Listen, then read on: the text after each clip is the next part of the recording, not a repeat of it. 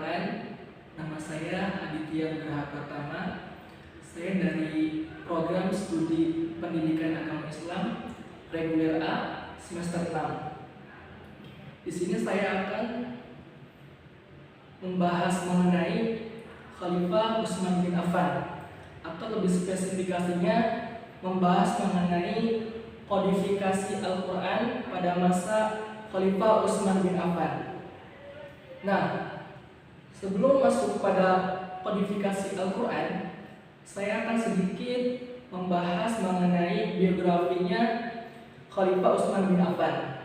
Jadi, Utsman bin Affan adalah khalifah ketiga setelah Abu Bakar As-Siddiq dan Khalifah Umar bin Khattab.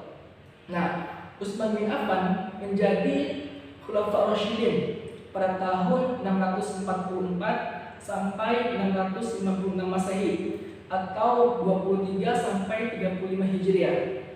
Nah, Khalifah Utsman ini menjadi khalifah selama hampir 12 tahun. Terlama dibandingkan masa Khulafaur Rasyidin lainnya. Khalifah Utsman lahir di keluarga saudagar yang kaya raya. Harta yang berlimpah akan membuatnya kufur, justru semakin dermawan. Rasulullah Shallallahu Alaihi Wasallam menilai sosok Utsman sebagai seorang yang jujur dan rendah hati. Adapun nama lengkapnya adalah Utsman bin Affan bin Abdul As bin Umayyah bin Abdul Syam bin Abdul Manaf. Ia lahir di kota Mekah pada tahun ke-6 dari tahun Gajah atau pada tahun 576 Masehi. Nah, silsilah keturunan Utsman bin Affan dari bapaknya bertemu dengan silsilah keturunan Nabi Muhammad SAW pada silsilah kelima, yakni Abdul Manaf. Utsman bin Affan dari pihak ibu bertemu dengan silsilah keturunannya Nabi Muhammad SAW pada silsilah ketiga, yakni pada ibu Arwa Bayda binti Abdul Muttalib atau bibi dari Nabi Muhammad SAW. Jadi, Khalifah Utsman bin Affan ini merupakan sahabat Nabi sekaligus saudara Rasulullah SAW juga. Nah, Khalifah Utsman bin Affan mendapatkan julukan yang sangat masyhur, yaitu Zul Arwain, yang artinya memiliki dua cahaya. Sebutan ini melekat pada diri Utsman bin Affan setelah Rasulullah SAW menikahkan pada putri yang keduanya. Putri Nabi yang dinikahkan Utsman bin Affan pertama adalah Ruqayyah dan yang kedua adalah Ummu Kulsum. Adapun masuk pada kodifikasi Al-Quran pada masa Khalifah Utsman bin Affan. Nah, jadi kodifikasi pusat Al-Quran yang dilakukan oleh Khalifah Utsman bin Affan dilatar belakangi oleh adanya keragaman cara pembacaan Al-Quran atau qiraat. Pada masa pemerintahan Khalifah Utsman bin Affan, Islam semakin menyebar di sepanjang Jazirah Arab. Penduduk di suatu daerah umumnya mengambil sekaligus menggunakan bacaan Al-Quran, qiraat dari para sahabat terkemuka. Penduduk Suriah misalnya memakai qiraat versi Ubay bin Ka'ab. Adapun penduduk Kufah menggunakan qiraat versi Abdullah bin Mas'ud dan sebagainya.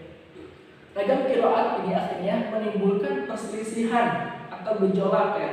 Bahkan saling menganggap qiraatnya lah yang paling benar, bahkan saling mengkafir-kafirkan di antara mereka.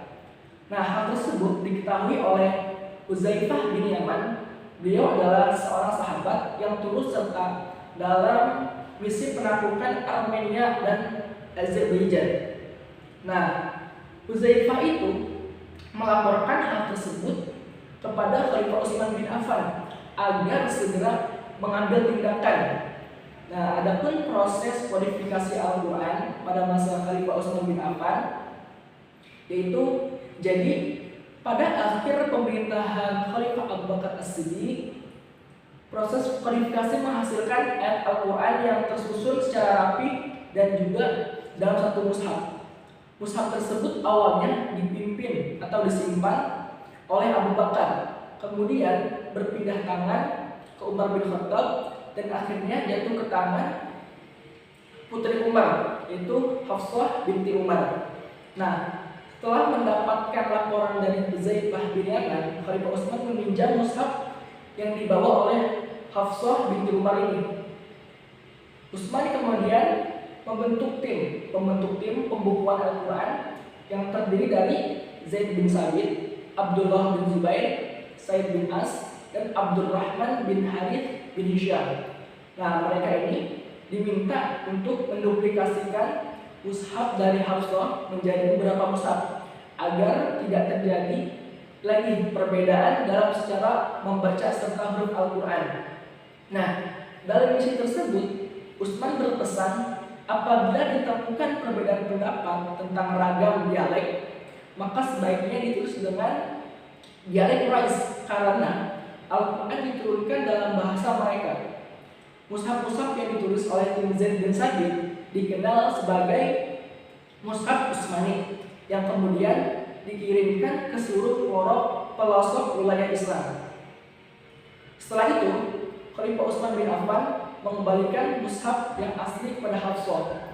Nah, Khalifah Utsman bin Affan ini juga memerintahkan agar mushaf versi lainnya yang beredar sebelum terbit Al-Quran mushaf Utsmani ini dibakar agar tidak menimbulkan perpecahan lagi.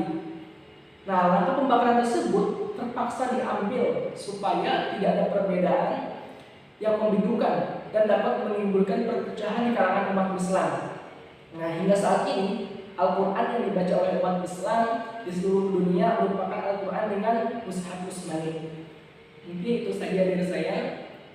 Selebihnya mohon dimaafkan. Wassalamualaikum warahmatullahi wabarakatuh.